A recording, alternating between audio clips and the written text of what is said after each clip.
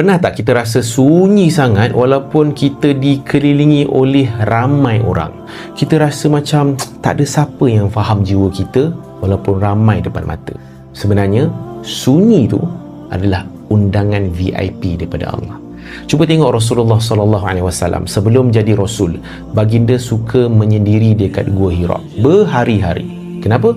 Sebab suasana Mekah masa tu sangat toksik. Penuh dengan maksiat, penuh dengan tipu daya, penuh dengan dosa. Baginda perlu disconnect daripada keserabutan makhluk untuk connect dengan Allah. So bila Allah bagi kita rasa sunyi, kawan-kawan lagi, pasangan tak faham, jangan sedih. Itu tanda Allah nak private session dengan kita. Allah nak kita bercakap dengan dia tanpa ada gangguan makhluk.